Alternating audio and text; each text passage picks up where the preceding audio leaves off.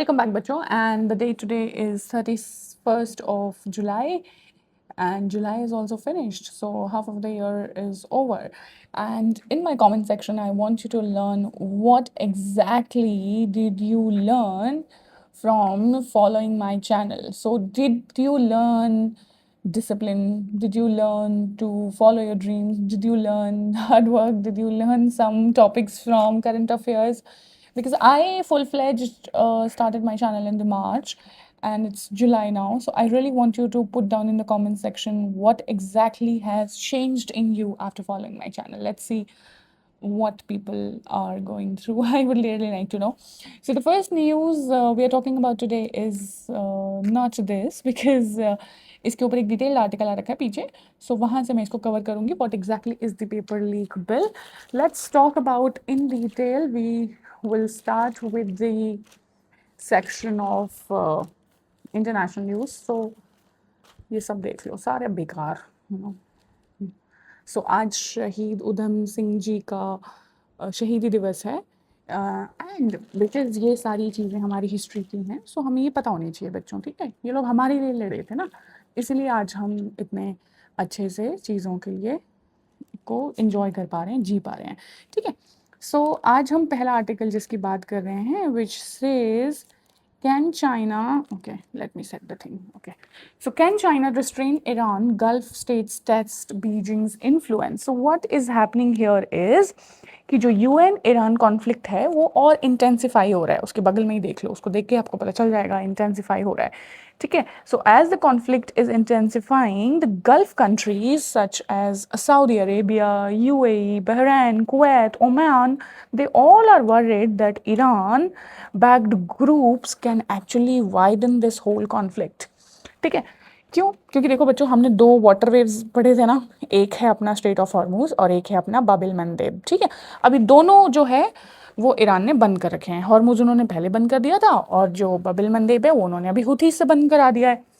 ठीक है, सो अभी क्या हो रहा है, these lanes are becoming unsafe, and because of that oil हो गया, एलएनजी हो गया, शिपिंग हो गया, दिस इज ऑल अफेक्टेड.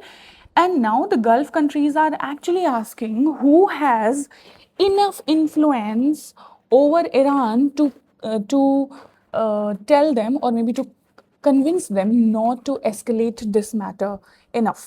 और बहुत सारी गल्फ कंट्रीज को ऐसा लग रहा है कि China is the answer. Why China?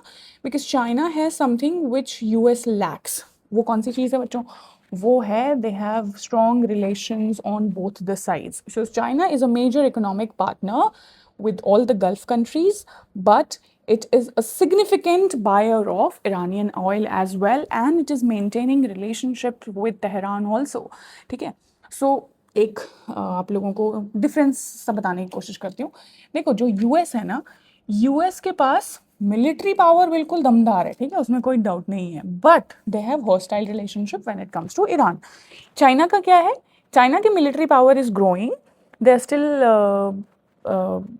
Becoming better, but इनका गल्फ में मिलिट्री पावर इनके जितना नहीं है, यूएस के जितना. इनके तो बेसेस है ना वहाँ पे, इनके तो कोई बेसेस नहीं है. सो इनका military influence is less, but इनके पास जो है बच्चों वो है इकोनॉमिक लेवरेज, वो बहुत ज़्यादा है इनके पास, और they have access to Iran. ठीक है, क्योंकि ईरान से इनके रिलेशंस ठीक है.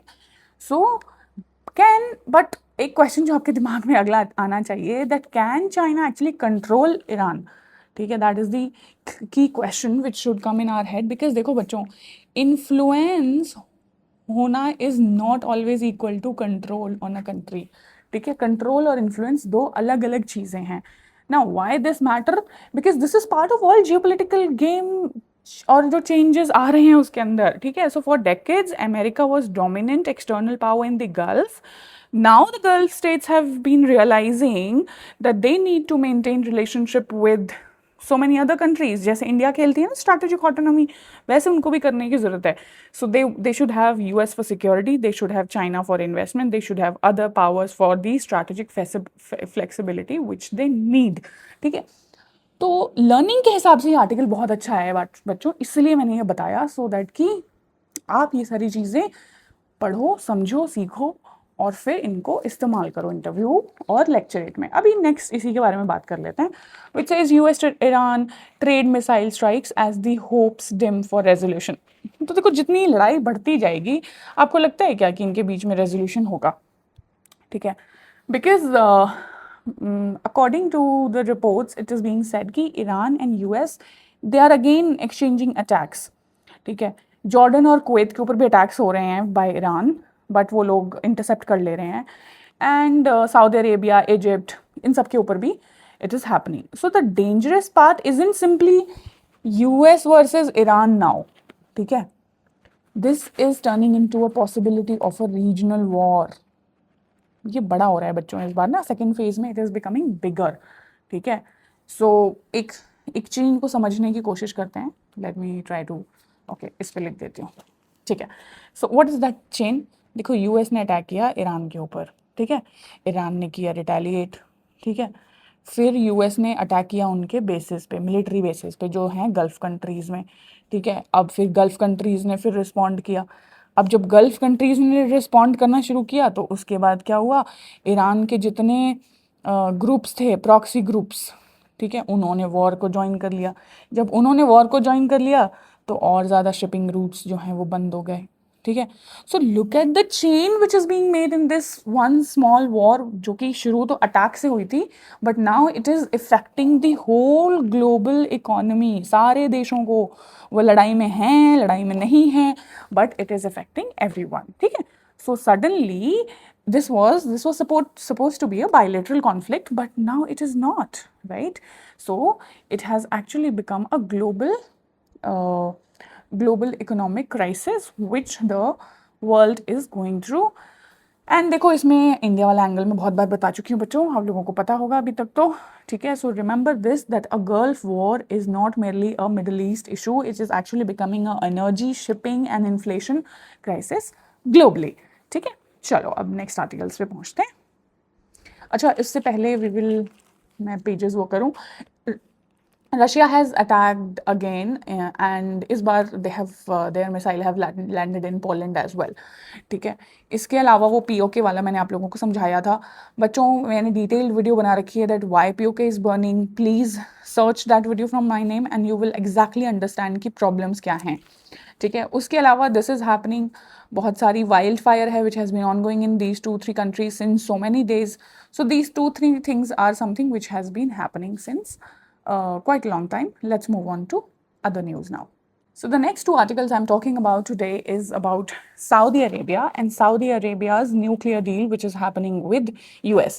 So ये 2 articles आ रखे हैं बच्चों इसके लिए. One says a Saudi reactor is not a Saudi bomb and the another one says it's a recipe for nuclear proliferation. So what is happening here? देखो इन दोनों आर्टिकल्स को पढ़ने के बाद ना एक क्वेश्चन दिमाग में आता है बच्चों, that if Saudi Arabia develops a civilian nuclear energy with USA का assistance, could that eventually help them to build nuclear weapons? ठीक है, अभी पूरी दुनिया के मन में यही क्वेश्चन चल रहा है।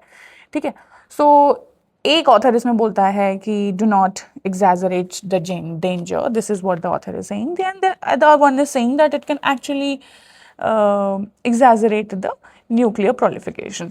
So let's understand the science behind that first of all. देखो, nuclear reactor isn't equal to nuclear bomb. ठीक है, ये एक सिंपल सा वो याद रखना कि न्यूक्लियर रिएक्टर बनने का मतलब ये नहीं होगा कि न्यूक्लियर बॉम्ब बन जाएगा। A civil nuclear reactor produces electricity. ठीक है, एंड बट इसमें nuclear technology involve sensitive areas. Specially इसमें कौन सा ऐसा जो चीज़ है जो बहुत इंपॉर्टेंट जो होती है वो है uranium enrichment. This is the most important thing. ठीक है, अभी again I will try to show you on this. देखो सिंपल लैंग्वेज में समझने की कोशिश करो। ठीक है, नेचुरल यूरेनियम होता है आपके पास, फिर आप उसका एनरिचमेंट करते हैं और फिर लो एनरिच्ड जो यूरेनियम होता है ना, उससे आप बनाते हो civilian reactor fuel. But if enrichment capacity becomes much more advanced, ठीक है, यहाँ लो रखा है ना मैंने, अगर ये एडवांस्ड हो जाए it can potentially contribute towards weapons capacity, तो फिर आप वेपन्स बना सकते हो। ठीक है, ये सिंपल सी साइंस होती है बच्चों, वो आपको समझ आनी चाहिए। नाउ द डिबेट इजंट कि does Saudi nuclear reactor means they will be making Saudi bombs? No. The real question is, who is controlling this enrichment which is happening in the country? Who is inspecting, and what safeguard prevents civil technology from becoming a military capacity in a country? So this is what it is. ठीक है. So ये वाले author ने बोला है that Saudi Arabia wanting nuclear electricity does not automatically means that they are trying to make nuclear weapons. And वो बोल रहे हैं कि they have legitimate reasons for nuclear energy because they have a growing electricity demand. They want to conserve more oil for export rather than using it all domestically. So the solution therefore isn't to just block Saudi's nuclear development. He says it is to have stronger safeguards. ठीक है, जिसकी मैंने बात करी ना, inspections and all. So this article is suggesting कि stronger safeguards होने चाहिए. ठीक है. अब ये वाला जो आर्टिकल है इसमें ऑथर ये बोल रहा है कि मतलब इसमें he is worrisome. He says कि because Saudi Arabia lives in a region which contains Israel's undeclared nuclear capacity and Iran's nuclear program, if Saudi Arabia gets nuclear capacity, then जो बाकी देश हैं उस एरिया में, मिडिल ईस्ट में, वो पूछेंगे that if Saudi can build this capacity why should not we. Once question आएगा. ठीक है. तो ये ऑथर ये बोलते हैं कि पहले सऊदी अरेबिया बनाएगा, फिर टर्की बनाएगा, फिर इजिप्ट बनाएगा, फिर और सारी अदर्स कंट्री मांगने लगेंगी. So this is what he is against and he says that it is going to create a lot of security dilemma between the countries. अच्छा, इसको जियोपॉलिटिक्स में बच्चों कंपटीशन बोलते हैं, competition between the countries specially in terms of security. तो ये security का competition है. ठीक है. सिक्योरिटी का कंपटीशन क्या होता है वो भी समझा देती हूँ. चलो, लंबी हो जाएगी वीडियो. ठीक है, थोड़ा स्पीड पे करके देख लेना 2.0 पे. ओके. सो सिक्योरिटी कंपटीशन होता है बच्चों. एक है ये कंट्री, मान लो अभी इंडिया और पाकिस्तान. सो इंडिया ने बनाया एक जेट. कितना गंदा जेट बनाया मैंने. ओके. सो पाकिस्तान ने बोला अरे उनके पास तो हाई क्वालिटी वाला जेट आया, तो ये बना तो सकते ही हैं. तो इन्होंने क्या किया, इन्होंने यूएस से ले लिया. ठीक है, खरीद लिया. फिर इन्होंने देखा कि अरे इंडिया ने सबमरीन बनाई है, सबमरीन पानी के अंदर वाली. सबमरीन कम लग रही है, पता नहीं क्या बनाया मैंने. Okay, I am bad in drawing, you can see that. तो अब ये बोलेंगे अरे इन्होंने सबमरीन बनाया, सबमरीन बनाया. फिर ये गए चाइना के पास, जा करके उनसे थोड़ी सी डील डूल करी और फिर ये जाके उनसे 2-3 सबमरीन ले आए. So this whole thing is called competition बच्चों. Competition for security. ठीक है. You are not doing it at your own, you are doing it because your neighbouring country is doing it. So same is happening here. ठीक है. तो this is what the writer is asking कि इसकी क्या guarantee है कि बाकी countries फिर ये नहीं बोलेंगी कि we should also have nuclear weapons because they will feel threatened.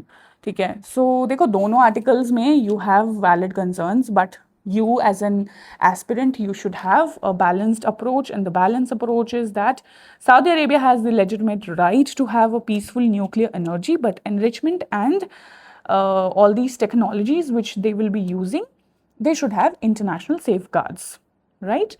And इसमें हो सकता है क्वेश्चन पॉपअप, क्योंकि ये इंपॉर्टेंट चीज़ है बच्चों, एंड ये अभी बहुत ज़्यादा न्यूज़ में चल रही है.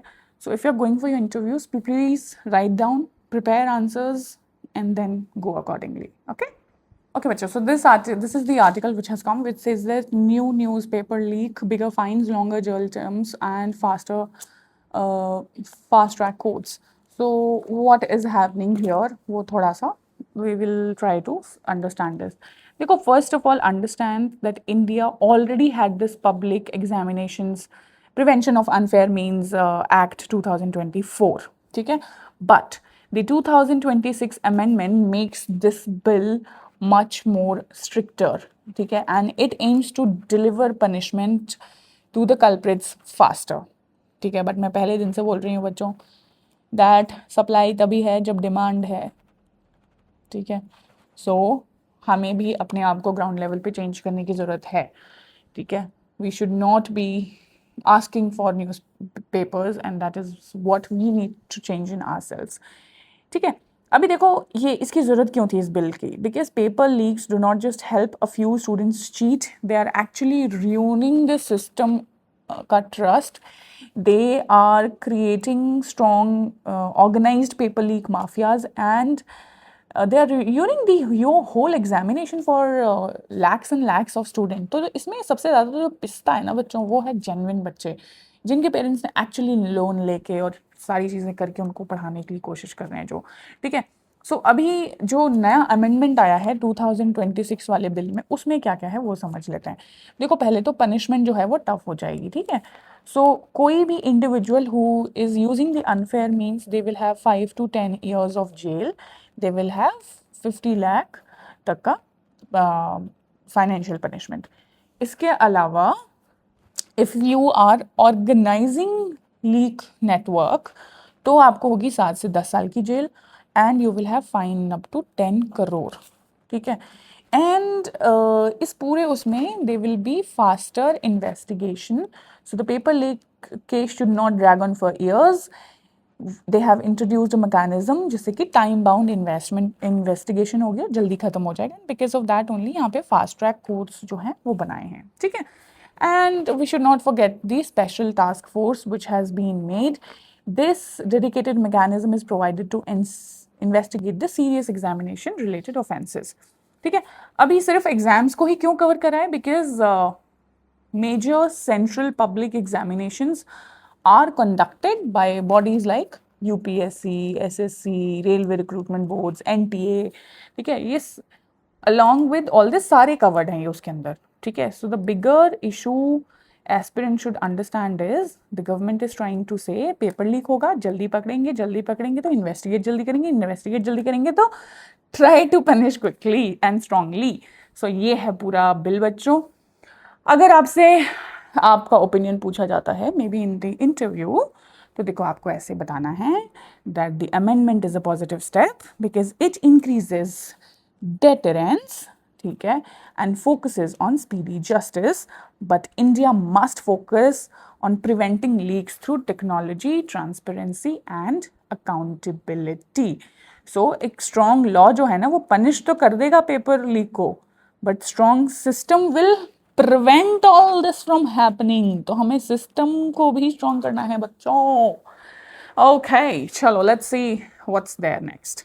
एक अच्छा आर्टिकल है बच्चों which says that how US-Iran conflict is forcing Gulf states to rethink their security. एक second, I'm just shifting the chair. Okay, so rethink security strategies. So आज के न्यूज़पेपर में this is one of the most analytical article, especially in terms of geopolitics because I love geopolitics, right? So the basic idea is that for decades, Gulf countries, not the US countries. So Gulf countries have built their security around US. ठीक है, they were dependent on them. Countries कौन सी हैं? Saudi Arabia है, UAE है, Qatar है, Kuwait है, बहराइन है, ठीक है। They were dependent on US military power. But the current conflict actually raises an uncomfortable question that if American bases are located in our country, does America protect us or is US making them a target? समझ रहे हो? So this is kind of a strategic dilemma. ठीक है, ये फिर उन्होंने सवाल पूछने शुरू कर दिए हैं कंट्रीज़ ने कि ये जो ओल्ड गल्फ मॉडल था सिक्योरिटी वाला, is this actually working? So gulf countries provide strategic access, basis, energy partnership, ठीक है। तो अब गल्फ कंट्रीज़ को ऐसा लग रहा है कि भाई हमें भी तो स्ट्रैटेजिक ऑटोनॉमी चाहिए, we don't want to be dependent on one power totally, US पे, ठीक है। So they are also trying to play with India's playbook now, ठीक है। So they also want to maintain relationship with US, they want to maintain relationship with China, with India, with Europe, Russia. Why not? I mean, so it depends upon the issue, ठीक है। So this is where India, China and all these countries actually become relevant again, ठीक है। and let's see how exactly it turns out to be in the future, देखना पड़ेगा, ठीक है। but remember this, that जब तक आपकी अपने ऊपर गाज नहीं गिरती है, आपको समझ नहीं आता है that the world needs to change. so अगर आप एक पैटर्न नोटिस करने की बच्चों कोशिश करो, I'll just finish in 1 minute, ठीक है। पैटर्न यहाँ पे क्या है ना, जैसे यूएस ने नाटो के साथ भी सेम करना शुरू किया, ठीक है, नाटो में क्रैक्स आ गए हैं, NATO has become weak, same they are doing with the gulf countries also, ठीक है। सो डोंट यू थिंक कि US was too over prized as a share, ठीक है, बहुत दिनों तक उन्होंने बहुत अमीर बन के खाया है। I think now is the time that people in the world are actually understanding, and I think it's gonna change now. So that's all for today, bachcho. Tomorrow is Sunday. Tomorrow is no newspaper analysis day because tomorrow is a day which I spend with my kids. So I will see you on Monday, and till then, bye bye. See you.